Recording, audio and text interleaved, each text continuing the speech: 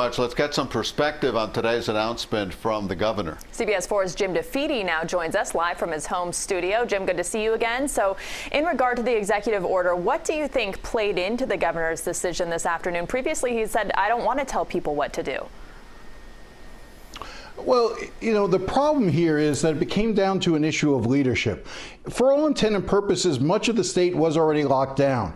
There was no real tourism going on in the state of Florida. If you think about it, Disney is closed, Epcot closed, all the major tourist attractions were shut down. But what you had was a piecemeal patchwork assembly of laws throughout Southeast Florida and the rest of the state.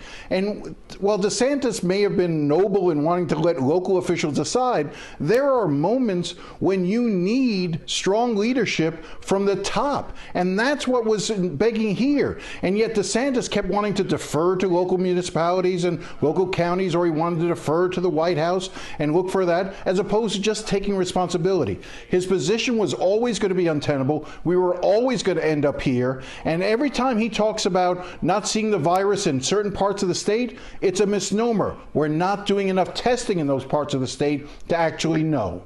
Well, Jim, one thing that caught my eye is I looked on that dashboard that the state puts out, and you look at the deaths. The deaths are scattered around the state of Florida. Even though we have more infections in South Florida, the deaths are all over the state of Florida. Will this be a problem for the governor that he waited so long for a statewide stay-at-home order?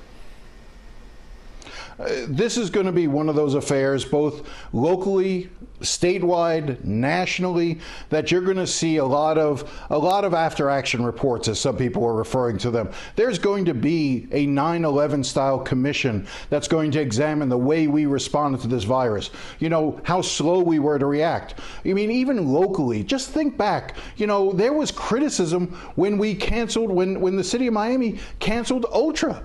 The mayor of Miami-Dade County thought that it was too rash a decision. Now, in hindsight, thank God that Ultra was canceled. The city was right, the county was originally wrong, and this was where we ended up needing to be. And so, yeah, there is going to be a lot of analysis afterwards, and there's always going to be that question in the back of people's minds: if the governor had acted sooner, could we have saved more lives? And Jim, shifting gears, even after this pandemic is over, as you mentioned, this will have a real impact on us for years to come as a society. You had a chance to speak to Senator Marco Rubio about that today. What did he say? Yeah, you know, because I've been giving a lot of thought about this, and I realize we're still in the midst of the crisis, but, you know, just thinking down the line, you know, 6 months, a year from now, I think this event is going to fundamentally change who we are as a people.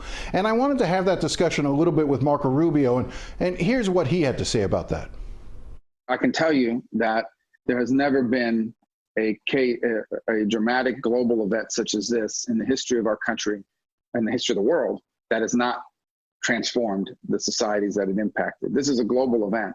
I don't know what the world will look like exactly after this, but it won't look like this. It will have an impact on reordering the global economic order, the geopolitical order, and certainly our domestic politics. One of the areas I do think we'll never go back to is this notion that we don't have to have an industrial capacity. For about 2.5 years now, I've been talking about this. I've gotten significant criticism from some in my own party about it.